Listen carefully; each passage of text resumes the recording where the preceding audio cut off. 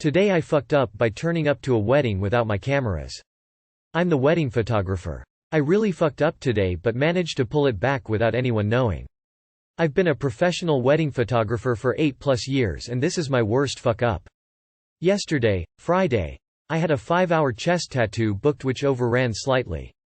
I needed to rush to get home so I could pack my car to get to a hotel for a decent time as the wedding today is 300 miles away from where I live or roughly 5 hours in UK traffic. I rushed back from my tattoo, in pain and feeling slightly flu-like. If anyone has had a long and painful tattoo session, it's quite common to feel very drained afterwards. I quickly packed my car and headed off.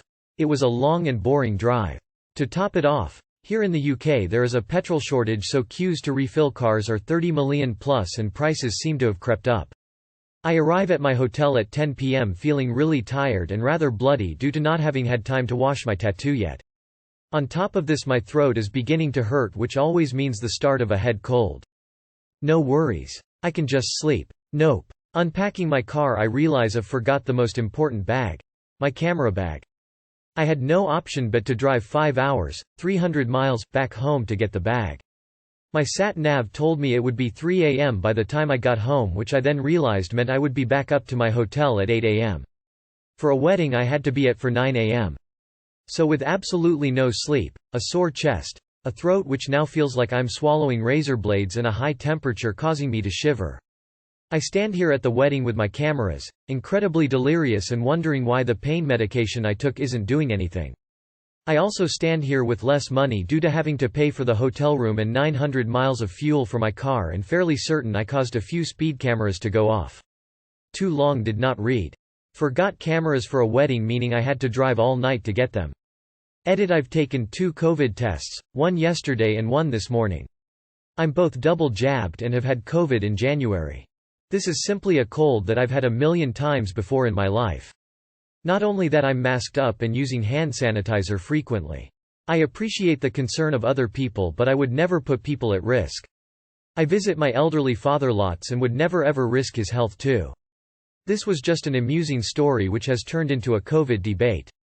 Remember when we used to go to work with the sniffles? 900 miles? Almost 1,500 kilometers. Mon. It's even more than London, North Scotland. I'm sorry mate. All the best to you. My husband forgot his tux on the way to the church. It was an hour drive from his house to the church and he was planning to get dressed there. He said halfway there he realized and pulled a U-turn on the highway like in a movie. By the time he turned around and went home and got back on the road, he was late getting to the church. Like, really late. Like missed all the photos he was supposed to take before the ceremony late. I was oblivious because everyone hid it from me, thinking I would freak out.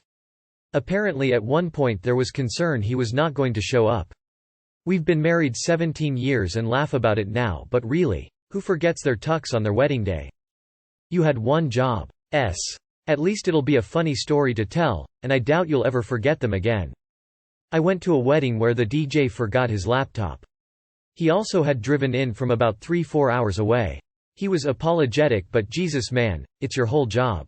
He was somehow play music off his iPhone connected to his AV system. Sounded terrible most of the time and cell service was spotty, so lots of stuttering from buffering. Fuck. People are ripping you. It was an honest mistake, and you drove back to fix things. Cost you fuel, sanity, and the time to recover. Pretty good TIFU. You better have been wearing a mask and sanitizing like it was your job, though. I'm going off to shoot a wedding today and laughed a bit at this. I try really hard to make the day before a shoot a low event day, if possible. No sudden movements, no changes in routine, haha. Step 1. Call your best mate. Step 2. Promise him free drinks and a wingman for chatting up any interested bridesmaids. Step 3. Camera delivery. Today I fucked up by cupping my husband's balls and licking his nipple. Today I fucked up by cupping my husband's balls and licking his nipple. Let me start this by saying we're both pretty big trolls and we're always fucking with each other. Our most recent battles have been bean dipping each other. See bean dip. To flick a woman's, or man's, breast with the index finger. Dubbed bean dip, because the move is similar to that of scooping up bean dip. Anyways, the last couple of days I have decided to up the bean dipping, and randomly cup his balls and lick his nipple creepily lol. At the fridge, making dinner, brushing teeth. Doesn't matter. The more unexpected the better. The more I can get him to make the shocked Pikachu face, the better. So anyways. Here come the TIFU. It's 8 a.m. We're just waking up. Still in bed, doing our morning cuddling. Morning time is usually our sexy time. I cup his balls, lick his nipple, but this time, no Pikachu face. This time he farts the raunchiest fart of all the land. And pulls the blanket over my head. I've been Dutch ovened, fuck. But things get worse. I'm gagging and he jumps out of bed and charges out of the room coughing at his own putridness. I shortly follow. Puking. I puked. And puked. And puked. Our room still smells. We have 2 fans and an AC unit in that bitch. And IT. Still. Smells. He's McNasty lol. Too long did not read. Trolled my husband. Got Dutch ovened. Puked. And who says that romance is dead? He definitely shit on the bed if it doesn't go away.